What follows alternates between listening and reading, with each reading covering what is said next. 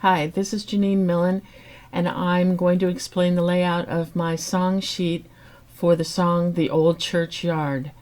I do the song in a typical 1-5-8 tuning, which would be, for example, D-A-D, or bump it down a step to C-G-C.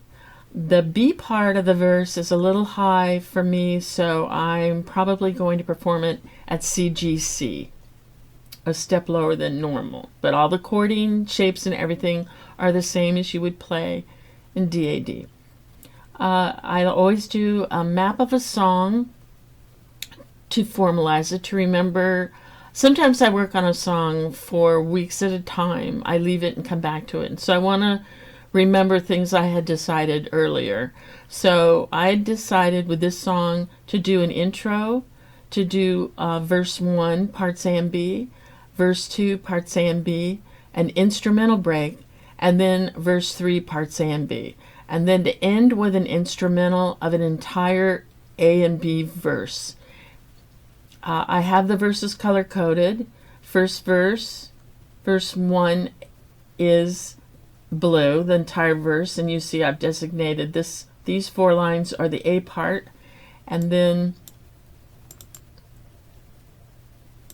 we go down. I've created a little space, and then verse 1, the B part starts here, but they're all coded. Verse 1, entire verses are coded in blue, and then verse 2 starts with green. There's a little extra space here because there's actually a page break here, and this is going to print out on page 2 of the PDF. But anyway, I've designated the chords, and they pretty much fall over the lyric where the chord change occurs.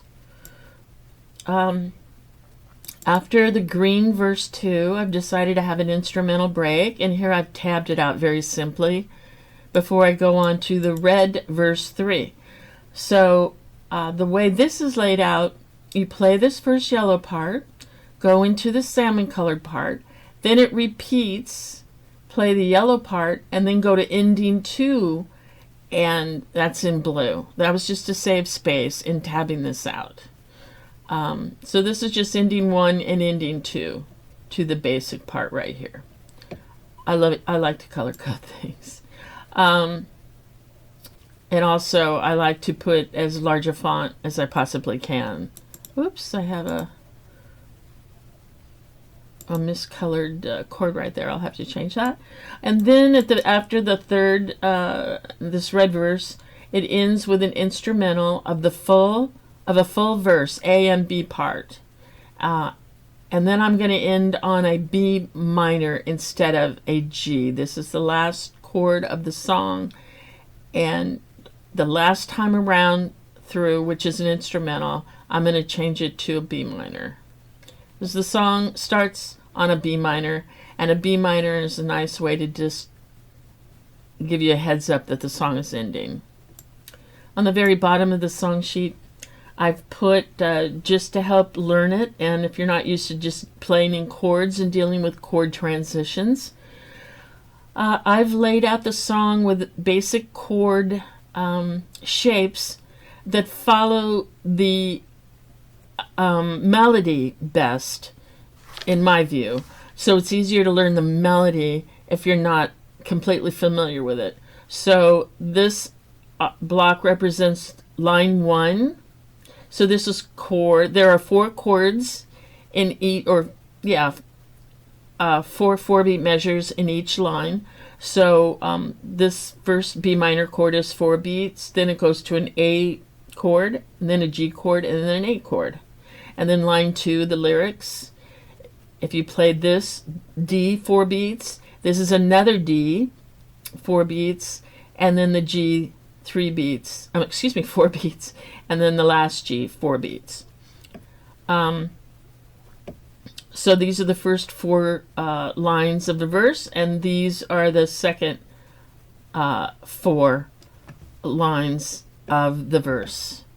And I'll show you very basically how that sounds. So I'm going to start here. I'm going to play the whole thing starting here, going across, and then starting the B part going across.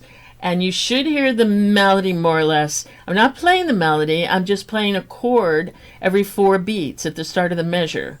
But this is how I would play the chords in the song, and it helps me follow the melody when I'm singing.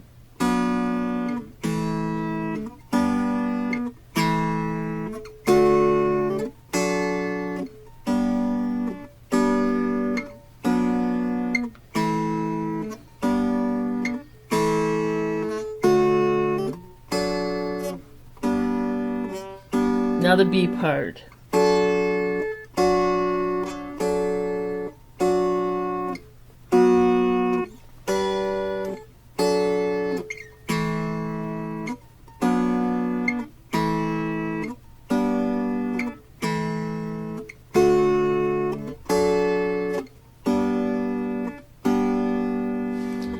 So here's the B part of the last verse, and you see this corresponds to this. Just in case you're not following me, that's the first line of the B part. Here's the second line of the B part, which is represented here. D goes here, and the A goes here, and so forth. So you could also then just practice these chords without even dealing with lyrics by adding a 4-beat picking pattern or strum pattern. So again, I'll start here and play around.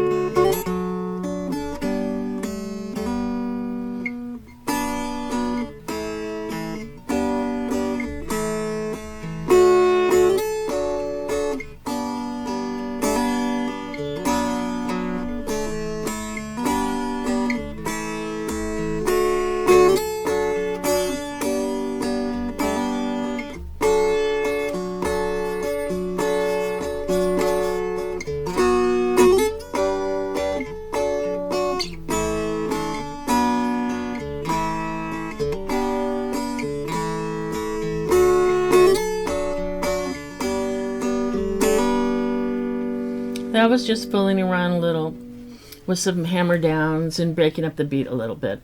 But this is just a nice way to practice the chord transitions and learning the song and feeling comfortable with the fingerings before you even introduce singing the lyrics. Well, good luck and have fun with this.